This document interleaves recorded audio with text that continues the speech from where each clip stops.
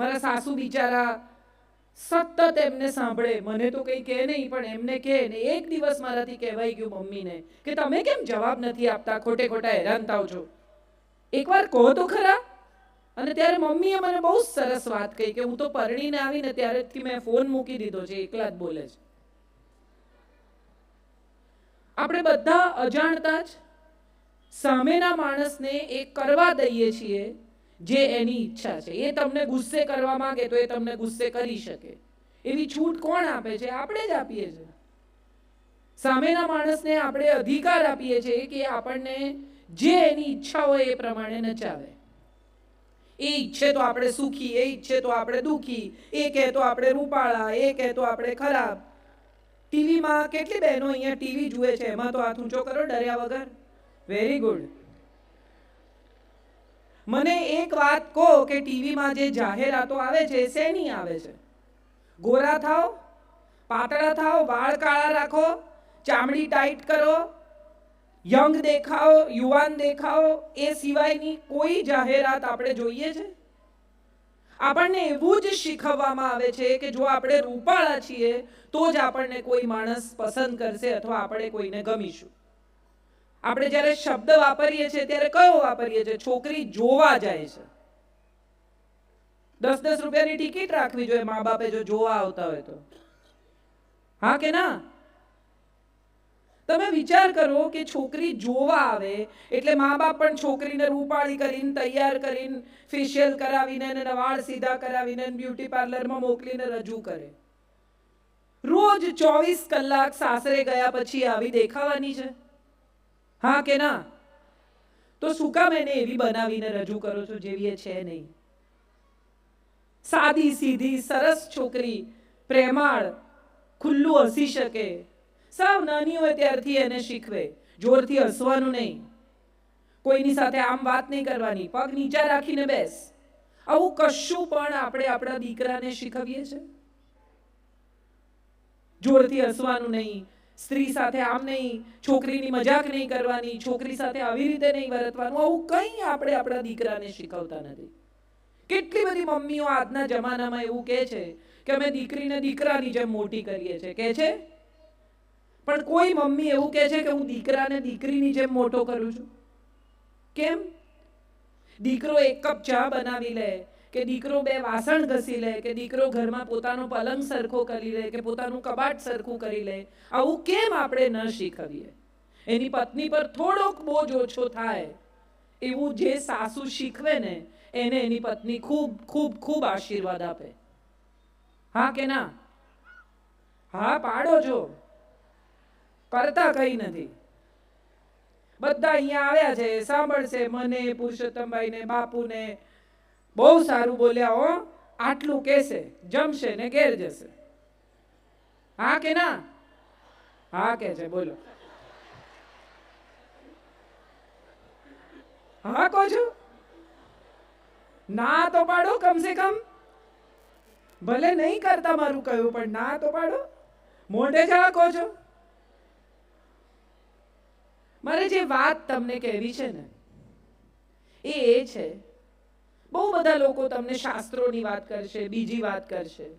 મારે તો એ કહેવું છે કે દીકરી આપણા ઘરમાં જન્મે ને ત્યારથી જ તમે જુઓ, પિતાના ઘરમાં દીકરી જન્મે ને ત્યારથી ભલભલા ભરાડી હોય ને એ નરમ થઈ જાય. આ જોયા છે તમે આવું? કે તમને ખબર પડે કે માણસ ઢીલો થઈ ગયો ઘરમાં દીકરી જન્મી. એનું કારણ એ નથી કે એને દીકરીને પાર્કે ઘેર મોકલવાની છે, એનું માથું નીચે થવાનું છે, એને આમ કરવાનું છે. એનું કારણ એ છે કે દીકરી પોતે જ એક કોમળતા છે.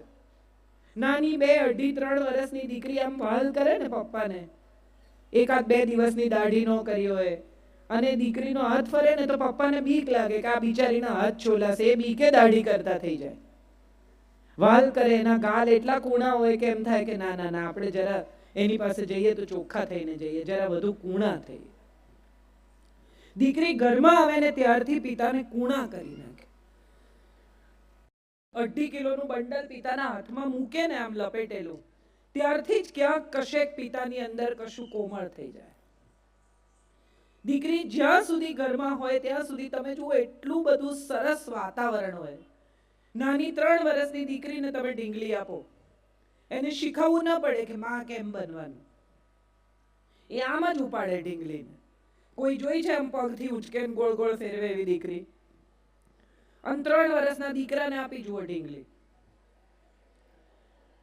પહેલા પગ કાઢે, પછી હાથ કાઢે, કાતર બાતર આવે તો વાળ કાપી નાખે, પગની જગ્યા હાથ ભરાવે, હાથની જગ્યા પગ ભરાવે, પછી જુએ કે આ નવી જાતનું પ્રાણી કેવું લાગે છે. આમાં કોઈ સારું કે ખરાબ નથી, આ કુદરતે બનાવેલા 2 જુદા લોકો છે. હું બહુ બધી હમણાંથી સ્ત્રીઓને મળું છું જે લોકો એવું કહે કે અમારે કેમ કરવાનું. ત્યારે મારી પાસે જવાબ એ છે કે જેને આવડે છે ને એને કરવાનું. આપણી પાસે ક્ષમા છે, આપણી પાસે મમતા છે, દયા છે, વાલ છે, સ્નેહ છે, આપવાની તાકાત છે.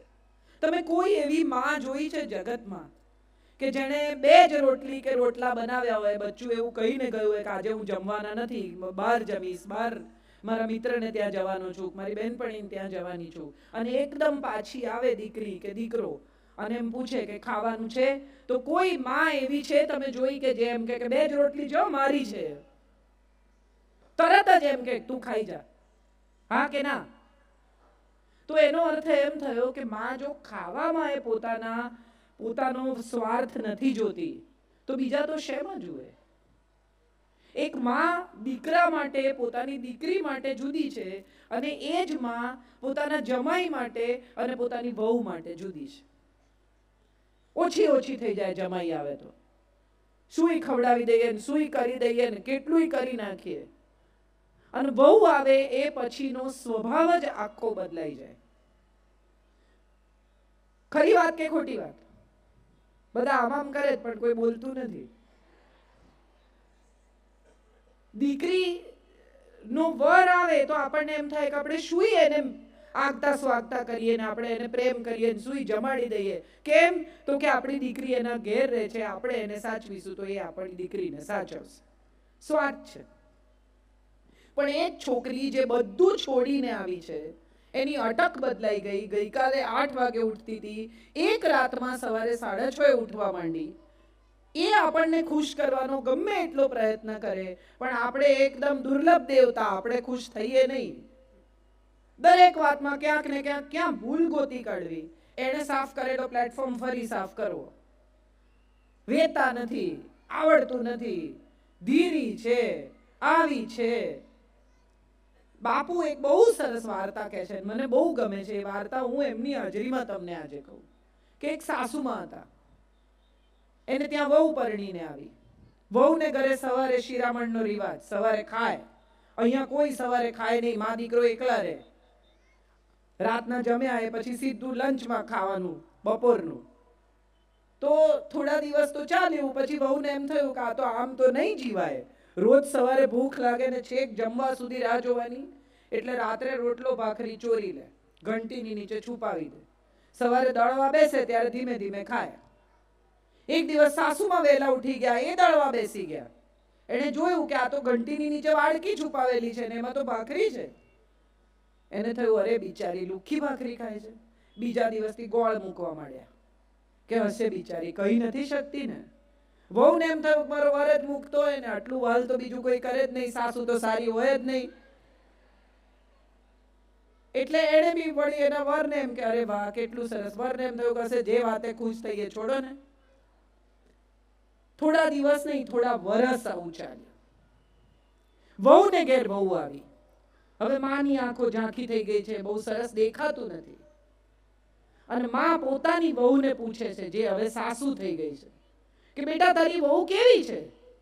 તો કે બા આમ તો સારી છે, પણ કામકાજે મોળી છે. એટલે જે વડ સાસુ છે એમણે કીધું કે બેટા ગોળ નાખ તો ગળી થશે, મેં બહુ વરસ નાખ્યો છે.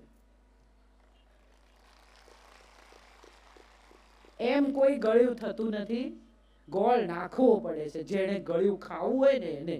તમે રવો શેકવા માંડો એટલે શીરો ન થાય, એમાં ખાંડ આપણે જ નાખવી પડે, બીજું કોઈ નહીં નાખે બહારથી આવીને. આપણું ઘર, આપણો પરિવાર, આપણી દુનિયા, આપણા દીકરાની વહુ પરણીને આવી. એ 2 જણાને બહુ બનતું હોય ને તો સાસુને વાંધો પડે, બહુ ગેલો છે. અરે એક આનંદ થવો જોઈએ કે કેટલું સરસ મારા દીકરાને મારી બહુ સાચવે છે, ચાલો મારી ચિંતા ઓછી થઈ ગઈ. કેટલા વર્ષથી મમ્મી કહેતી હોય દીકરાને, થોડું લીલું શાક ખાને, ટીંડોળા ચાખી જો, પરવળ ચાખી જો, ચોળી ચાખી જો. દીકરો અડે નહીં, ના મારે નથી ખાવું. પછી બહુ પરણીને આવે અને એ ટીંડોળા સમારતી હોય ને ત્યારે જ સાસુ કે નહીં ખાય. પણ પેલો આવે જમવા બપોરે ને ફટાફટ 4 રોટલી જોડે શાક ખાઈ જાય. સાસુને પડે વાંધો કે મારે કીધે ન ખાધું. ખરેખર તો આનંદ થવો જોઈએ કે 25 વર્ષમાં જે કામ તમે ન કરી શકે એને 25 મિનિટમાં કરી નાખ્યું. હા કે ના? પણ વાંધો શું પડે? મારે કીધે ન ખાધું. એક સાસુમાં મંદિરથી પાછા આવતા હતા, એને રસ્તામાં ભિક્ષુક મળ્યા. એ ભિક્ષુકને જોઈને સાસુમાએ પૂછ્યું કે કેમ આજે ખાલી હાથે? તો કે ભાભી એ બહુએ ના પાડી તમારી કે ઘરમાં કાંઈ નથી. સાસુ કે એને ના પાડી, ચાલ મારી સાથે. આખી ગલી તડકામાં ક્રોસ કરાવીને ચાલીને છેક પેલી બાજુ લઈ ગયા કે ઊભો રે. અંદર ગયા, બહાર આવ્યા ને કે કઈ નથી, જા. અરે કે આટલું બધું ચાલીને તમે મને પાછો લાવ્યા ને હવે મને પૂછો છો કે કઈ નથી એવું કહો છો? સાસુ કે ના પાડનારી એ કોણ? હું બેઠી છું. એ ક્યાંથી ના પાડે? ના પાડવાની હશે તો હું જ પાડીશ. આવી સાસુની વચ્ચે આ બધા સોપો જે પડી ગયો છે, બધાને ખબર છે કે આ અમારી વાત છે. હસી નાખો. જિંદગી છે ને મજા કરવાની ચીજ છે. આપણે બધાએ જિંદગીને બહુ ભારમાં જીવવાનું શરૂ કર્યું છે. દરેક સાસુને બીક છે કે મારી બહુ પરણીને આવશે એને જો હું થોડીક પણ છૂટછાટ આપીશ તો માથે ચડી બેસશે. કોઈ માથે ચડતું નથી. અને બીજી એક બહુ જ મહત્વની વાત જે આપણા શાસ્ત્રોએ, આપણા સમાજે એક જુદા પ્રકારની વાત શરૂ કરી છે કે દીકરી બનાવીને રાખો, દીકરી બનાવીને રાખો. ના, દીકરી નહીં બને એ નક્કી જ છે. દીકરી જેટલી વાલી છે એટલી બહુ ન જ હોય એ બહુ સ્વાભાવિક પણ છે અને આપણે એવું કરવાની જરૂર નથી. વહુને વહુની જેમ જ રાખો, પણ વહુ ગૃહલક્ષ્મી છે એ યાદ રાખો. પુરુષ તો ધન કમાઈને લાવે, એનું લક્ષ્મીમાં રૂપાંતર તો ઘરમાં આવેલી દીકરી કરે છે. પૈસા કમાઈને આવે એથી ઘર નથી ચાલતું. ઘર ચલાવનારી તો તમે લઈને આવ્યા છો એ છે. આપણે બધા જ અજાણતા જ આપણી દીકરીને એટલી સરસ રીતે ઉછેરવાનો હવે તો પ્રયત્ન કરીએ છીએ. અમુક જાતની છૂટ આપીએ, અમુક રીતે મોટી કરીએ, એને ભણાવીએ, ગણાવીએ, આગળ વધારીએ. અને પછી જ્યારે પરણાવવાની આવે ત્યારે દરેક મા બાપ એવું ઘર ગોતે કે જ્યાં એને એવી છૂટ મળે. મા બાપ ઘર જોવા જાય ને ત્યારે પાછા આવીને કે 6 એસી છે ઘરમાં, 2 ગાડી છે ઘરમાં. આ સુખ નથી, આ સગવડ છે. 2 ગાડી હોય એ સગવડ છે, 6 એસી હોય એ સગવડ છે, કપડા ધોવાનું મશીન હોય એ સગવડ છે, આ સુખ નથી. સુખ તો એ છે કે 2 જણાને એકબીજા સાથે સાંજે અડધો કલાક વાત કર્યા વિના ન ચાલે. સાંજના છેડે ભલે 11 વાગે આવે પણ 5 મિનિટ, 10 મિનિટ, 15 મિનિટ એની પત્ની સાથે વાત કરે. દિવસમાં 1 કલાક એને એવો ફાળવે કે બોલ તારે શું કહેવું છે? બહાર જવું છે? આટો મારવા લઈ જાઉં? ચાલવા જવું છે? ગમે તેટલા પૈસા કમાશે પણ વાપરવાનો સમય નહીં હોય ને તો એ દાંપત્ય ક્યારેય સુખી નહીં થાય. મારા એક મિત્ર છે, હંમેશા એવું કહે છે કે મારે 100 કરોડ રૂપિયા જોઈએ, મારે 100 કરોડ રૂપિયા જોઈએ. એક દિવસ મેં એને પૂછ્યું, મેં કીધું તારે શું કામ જોઈએ 100 કરોડ? ચાલ હિસાબ કરીએ.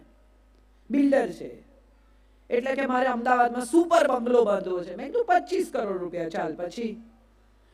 તો મને કે મારે પત્નીને દુનિયા બતાવી છે બિઝનેસ ક્લાસમાં. મેં કીધું બહુ સરસ, 5 બીજા. ચાલ પછી 30.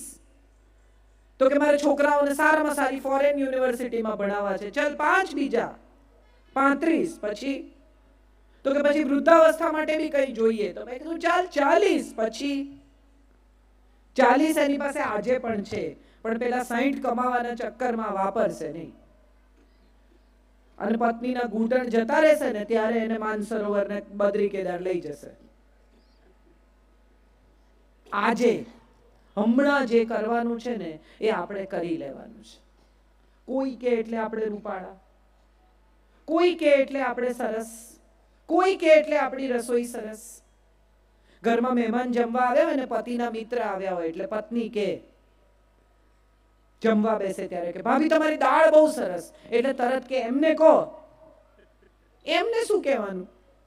એ રોજ જ ખાય છે, પણ એ વખાણ નથી કરતા તો નથી કરતા. જેણે કર્યા એનો આભાર માનો. આપણે બધા જેની પાસેથી અપેક્ષા રાખીએ છીએ ત્યાંથી જ સુખ મળવું જોઈએ એવી આપણા બધાની શરત છે. આપણે બધા જ એ પરિવારમાંથી, એ ઉછેરમાંથી આવીએ છીએ કે પતિ કહે તો સરસ, પણ એવું જરૂરી નથી. તમને તમારી દાળ ખાઈને એમ થાય છે કે તમે સુપર દાળ બનાવો છો, તમને તમારી સુખડી ખાઈને એમ થાય છે કે વાહ, મારા જેવી સુખડી કોઈ ન કરે, તો તમે મજા કરો. એ આવીને ખાય છે એનો અર્થ જ એમ કે એમને ભાવે છે. કેટલાક લોકોને એક્સપ્રેશન કરવાની, દેખાડવાની, કહેવાની આવડત ન હોય, અને એમાં ખાસ કરીને ભારતીય પુરુષોનો તમે વિચાર કરો તો તમને સમજણ પડે. 3 વર્ષનો છોકરો એને રડે ને એટલે એની મમ્મી ખકડાવે, છોકરી છે એટલે રડે છે, છોકરી છે રડવાનું બંધ કર. થોડો મોટો થાય, 10-11 વર્ષનો થાય એટલે અરીસામાં જોઈને આમ પટિયા પડે તો એની મમ્મી કે અરીસામાં હું જોયા કરે, છોકરી છે. થોડો વધુ મોટો થાય, મમ્મીને વાલ કરવા આવે કે આ ઘરે છોકરીઓની જેમ ચોંટાચોટ નહીં. અને પછી જ્યારે થોડોક મોટો થાય, લગ્ન કરે, ત્યારે પત્ની પહેલી ફરિયાદ શું કરે? તમને તો કઈ આવડતું જ નથી, તમને તો ઇમોશન જ નથી, તમને તો લાગણી દેખાડતા જ નથી આવડતું. પણ 3 વર્ષનું હતું ત્યારથી એને ધમકાવી ધમકાવી ને એની લાગણી એને કંટ્રોલ કરતા શીખવી. પુરુષો દેખાડે નહીં, પુરુષો દેખાડે નહીં. મારે આ બધા બહેનોને પૂછવું છે, ખરેખર અને દિલથી પૂછવું છે, તમારા ઘરમાં શરૂઆતમાં પૈસા આવવાના શરૂ થયા થોડાક, ત્યારે પહેલો મા બાપનો વિચાર કર્યો? હા કે ના? હા કે ના? પછી છોકરાઓનો વિચાર કર્યો? હા કે ના? જવાબ આપો. આમ આમ કરો છો તો હા. પછી તમારો વિચાર કર્યો, બરાબર? તમે કોઈ પણ ઘરના પુરુષ એવા જોયા છે કે જે અમદાવાદ ગયા હોય અને પોતાને માટે 6 શર્ટ લઈને આવ્યા હોય? કેમ હવે કોઈ જવાબ નથી આપતું? બધી સ્ત્રીઓ એવી ફરિયાદ કરે, હું ઘેર ન જાઉં ને ભાઈ સાહેબ ત્યાં સુધી જમે જ નહીં. તમને ખરેખર એવું લાગે છે કે 40 વર્ષના, 35 વર્ષના, 50 વર્ષના, 55 વર્ષના માણસને પીરસીને જમતા નથી આવડતું? ખરેખર કોઈને એવું લાગતું હોય તો હાથ ઊંચો કરો. એને આવડે જ છે, પણ દિવસનો એટલો ભાગ તમે સામે બેઠા હો અને તમે હો ત્યારે જમે એવો એનો પ્રયત્ન હોય છે, એને કહેતા નથી આવડતું, એ એનો પ્રોબ્લેમ છે. આપણે બધા જ શબ્દોમાં ના સાંભળીએ ને ત્યાં સુધી આપણને સમજણ નથી પડતી. એમની આંખમાં દેખાતો સ્નેહ, એમના સ્વભાવમાં દેખાતી અમુક પ્રકારની રુજુતા, લાગણી, એ આપણને નથી દેખાતી. હમણાં જ એક મારી બેનપણી મને કહેતી હતી કે એની દીકરી પરણીને ગઈ છે અને બધા બેઠા હોય, વાતો કરતા હોય, મજા કરતા હોય, ત્યારે અચાનક દીકરાના ફાધર, એના સસરા આવે ને એને ખભે હાથ ફેરવીને કે બેટા તું સુખી છે ને? લગભગ દર અઠવાડિયે એકાદ વાર આ સવાલ એ પૂછે. આ લાગણી નથી? એને આવડતું નથી જેવું સ્ત્રીઓને આવડે એવું. ઘરમાં ઝઘડો થાય ને ભડામ બારણું પછાડીને પુરુષ જતો રહે, તરત સ્ત્રી શું કરે? હવે તો સેલફોન આવી ગયા છે, તરત અમારે કે ઝઘડો થયો, ઇમિડિયેટલી જે પહેલું દેખાયું એને ફોન કરીને ફરિયાદ કરી દેવાની. પુરુષ સવારથી એ ધુમાડો છાતીમાં લઈને નીકળે, એ સાંજ સુધી અંદર રહે. એ 4 મિત્રોને ફોન કરીને કહેતા નથી કે અમારા ઘેર ઝઘડો થયો. કે છે? બધા આમ આમ કરે છે, કોઈ બોલતું નથી. નથી કહેતા ને? નથી કહેતા એટલા જ માટે એમને ડાયાબિટીસ થાય છે, એમને બ્લડ પ્રેશર થાય છે, એમના વાળ વહેલા ખરી જાય છે. આ વૈજ્ઞાનિક સત્યો છે. જો ઘરમાં સુખ જોઈતું હોય ને તો સૌથી પહેલી ઘરમાં શાંતિ જોઈએ.